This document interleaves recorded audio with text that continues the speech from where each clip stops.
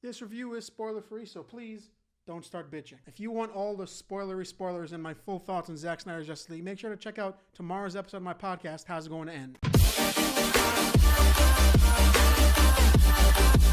What the fuck's up? How do you guys like the new digs? It's definitely gonna evolve over time. I'm gonna put up a bunch of posters and a lot of other shit, but I'm loving how it's coming together. And speaking of coming together, Zack Snyder's Justice League, the Snyder Cut, the thing that your obnoxious friends have been arguing about for the last 3 years, whether it was real or not, is streaming on HBO Max. As a fan of Zack Snyder, I am so glad that his vision was realized. As a fan of movies, I'm so glad that what a filmmaker intended to put out was eventually put out. Because I believe no matter what, even if you fucking hate whatever it is, it's the filmmaker's right to put it out there. Their intentions deserve to be put out there. Not altered, not tampered with in any fucking way. And in Zack Snyder's circumstances, his movie had the full treatment when it comes to a studio fucking with it. But as a human that's been alive for the last few years, I'm fucking exhausted talking about this movie. Don't get me wrong, I'm a fan of Snyder and his film. I met the guy, I was lucky enough to meet the guy. I basically tracked him down on his wife's birthday. But hey, I won't say nothing, you won't say nothing. But oh my God, did this entire clusterfuck really taint pop culture for the last 4 years. I'm just relieved that the kidney stone that is the situation has finally passed through the urethra that is the movie making industry. May this entire fucked up thing be a constant nightmare to the executives at Warner Brothers and a warning to the executives everywhere else. And without further ado, let's get into it. First things first, this is not the same movie as the 2017 theatrical release. It's not even worthy of being discussed in the same sentence. I have to get that out there. It's infinitely more cohesive. It's got an overall ridiculous amount of storytelling. The scale feels far grander beyond the fact that it's filmed completely differently. There isn't some sharp blue tint over everything. It's not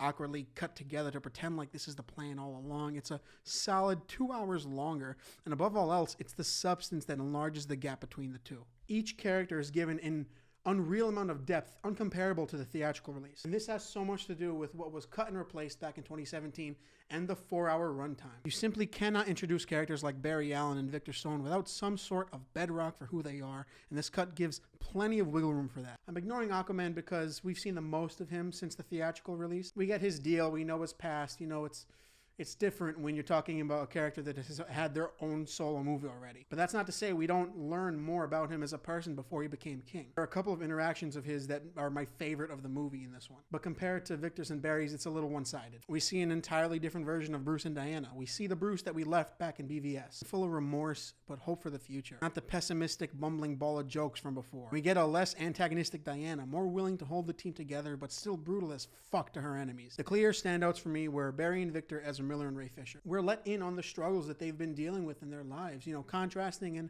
mirroring each other in different ways. We see Barry job hunting for his criminal justice degree. We see him having a more strenuous relationship with his father. And there's just enough of a hint with his relationship with Iris, which I can't wait to see in Andy Muschietti's Flash Solo. Plus, the visual representation of his powers is mind-melting. Then we move on to Victor, locking himself away from the rest of the world physically and emotionally, layer upon layer of why he's got every reason to feel the way he does. All the potential he feels robbed of. Sounds like somebody we might know. But throughout the story, we, the audience, as well as Vic, learn to patch over those feelings and grow into a new family. Which is why Snyder is 100% right when he says that Ray Fisher's cyborg is the heart of the film. Not to mention the diving into the extent of his powers is insane. I've never really put any thought to the fact that, he's melded with a supercomputer and everything is, can bend at his will, basically. Moving on to the big bad Steppenwolf. It's so funny to me how these guys looked at, let's put it on this side, this, and they thought, no, we have to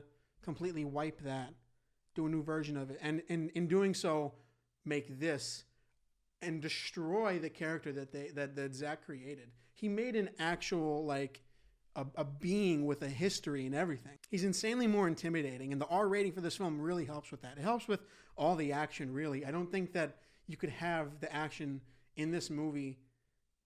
I can't imagine what it was like back in a PG-13 setting. You need action like this to be as visceral and real as possible. Plus, we're given enough historical context for him, making sure that we have all we need to know why he's doing what he's doing. Even to a point of sympathy, for how desperate he is to redeem himself. It has me several times throughout the movie going just Give him one. Just like, come on. Come on. Syrian Hines' performance as Steppenwolf is far larger than I would have expected. I mean, after the 2017 release, it's just, there's enough depth for this, like, monster, a literal monster, that it's just more of an actual character rather than like a stand-in evil guy. And then you got Peter Guinness as Desaad, which is like such a sneaky, conniving little role. It's perfect. It's so accurate. And then Ray Porter's Darkseid. I mean, oh God. Ooh, yes. So fucking good. And circling back to historical context, the war between the tribes of Earth and young Darkseid and his army is way more fleshed out. Watching the Amazons, Atlanteans, humans, old gods, and a fucking Green Lantern work together was a great mirroring for what the new age of heroes needed to do. Let's move on to some of the aesthetics. Now, personally, I'm a big fan of long movies. I really like the excessive nature of them. I like when something is being drug out, you know, to be the most that it can be, especially from such a stylistic director like Snyder. On the other hand, I can completely understand the feeling like it's a chore, you know, to wade through 4 hours of a movie, which is why I'm also a huge fan of the fact that the movie is split into parts. Watch bits of it here and there if you're not too keen on keeping your eyes open for 4 hours straight, because the work of DP Fabian Wagner is unparalleled. Genuinely, almost every frame of this movie is a masterpiece. You can screenshot anything at any point, and there's such like intricacies to it. The composition is incredible. Every single part of it. The aspect ratio completely broadens our view as an audience, allowing for a certain atmosphere that reminds me I'm watching a Zack Snyder movie. You know the one. Some people love it, some people hate it. The score, composed by Junkie XL, ushers everything into such a larger scale. And personally, while I found the music cues ushering one scene into the next a little tiresome and too on the nose with the literary language, it reminded me how much these characters and this cut of the film means to Zack Snyder. And nothing says that more than ending the film with For Autumn. Overall, this 4-hour epic very easily became an instant favorite of mine, branching out from my top 10 comic book movies list into a list of its own. It's full of heartfelt performances, gorgeous action, and a cohesive narrative that outshines the anal wart that was the theatrical cut in every way possible, providing a rich and depthful history as well as a terrifyingly awesome setup for future installments that we may never end up seeing. But hey, if you told me 3 years ago that I would be making this video, I would not fucking believe you. Really, who knows what the future holds? And that's my spoiler-free review of Zack Snyder's Justice League. If you want spoilers and for me to kind of dive more into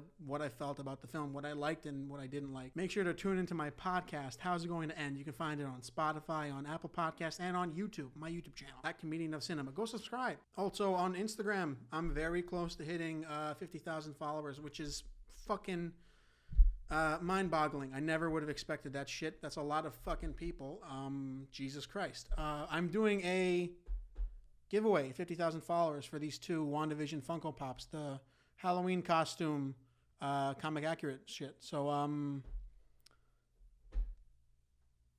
follow me on Instagram, share the page, you know, all that shit. All right, that seems like, you got anything to say?